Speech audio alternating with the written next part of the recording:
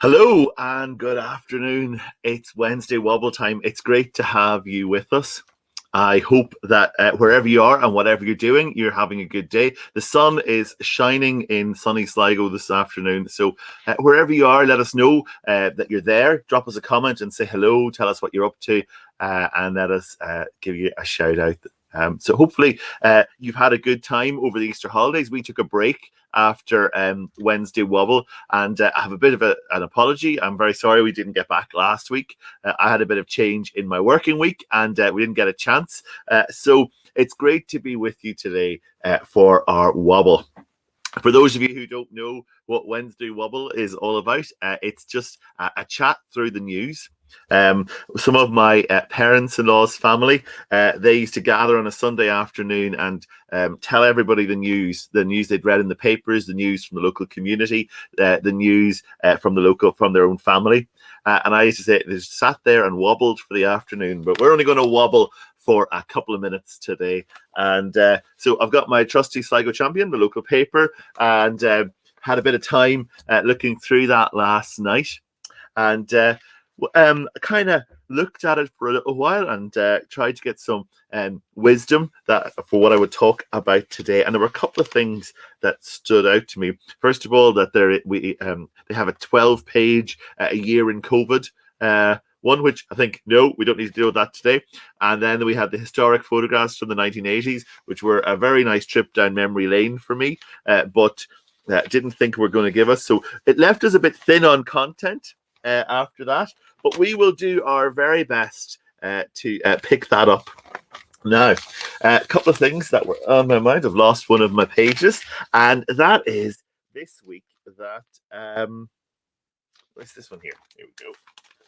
It was a very bizarre little article in the middle of the county council section, and it's a photograph which Sligonians will recognise. Let's see, can we get it into the camera? There we go. It's a photograph of the Fair Green. And the Fair Green is in Sligo. It's where the fairs used to be held. And Mandy, it's great to have you with us, and all from Tempo Primary as well. I know that they were trying to get the dishes done in time to be finished for today, so well done. And they missed us last week, so I'm sorry about that. But we are back. We're back for a good few weeks now on a Wednesday at lunchtime. So that was our article. It was all about the Fair Green, and they're having plans. The Fair Green, as I said, is where the farmers used to bring their animals to get sold in the middle of the town.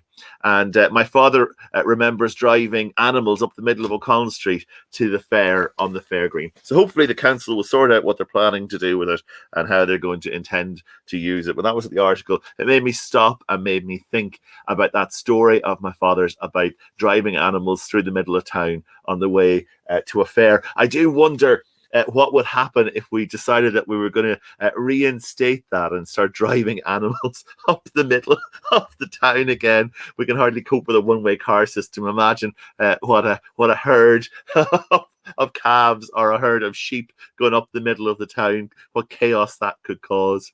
And it's great to have you with us from Dungarvan, and good to have you with us today. It's great to have you. I hope you had a good Easter holiday as well. So that was the Fair Green thing. That made me stop and think for a minute. And then I ended up on a page, which is this one here. Now, this is a double page spread, which is not an easy thing to get in a webcam, but we'll do our best. Here we go. There we go. And the article's title is Farming Efficiently. Farming Efficiently. This guy, he doesn't live too far away from here. His name is Carl, and it's also talking about his podcast and his company called Unit that he set up. So he's a sheep farmer. As you can see, lots of pictures with the sheep. There we go, and his sheep dog. There we go. We're doing very well. And the story talks about how he is an innovator, an entrepreneur, a creator. And so he's got his business with Agri Clothing and his podcasts that go alongside that. And he's also talks about farming in the local area and how he has to have hardy sheep for the ground and the place that he's farming in. It's a good article, and it made me think for a moment about the whole farming thing. After the fair, selling our animals, here we have an efficient farmer, a farmer who is adapting and changing and doing new things to be able to do his job even better. And diversifying into lots of different ways. And he talks a lot about that in the article. And it was something I'd not known anything about. You can find them on Facebook, UNIT, EWE, knit, and you'll find some stuff about that. And I'm sure that I can see Sally's commenting in the comments, so hopefully she might even tag it into the comments if she can at all. Well, it got me thinking about that. It got me thinking about farming and sheep and all of that sort of stuff, and about caring for animals and all of those things. And it made me then think, because I'd been reading earlier on in the week what the passages from the Bible for next Sunday are, and they're all about sheep. I'm preaching on about the only passage that's not to do with sheep, but because it's John 10. All about I am the good shepherd, and then Psalm 23, the Lord's my shepherd. You see a theme starting to emerge, and it got me thinking that Carl is becoming an efficient farmer. He's doing his very best to make the most out of what he's been given, and to rear as many sheep quite intensively, and to create lots of different situations for himself. But it made me reflect about Jesus as well, because Jesus, as the Good Shepherd, is not really an efficient shepherd, because it reminded me about that verse in the Bible that talks about how the shepherd leaves his flock and goes and looks for the one. Goes and looks for the one lost sheep.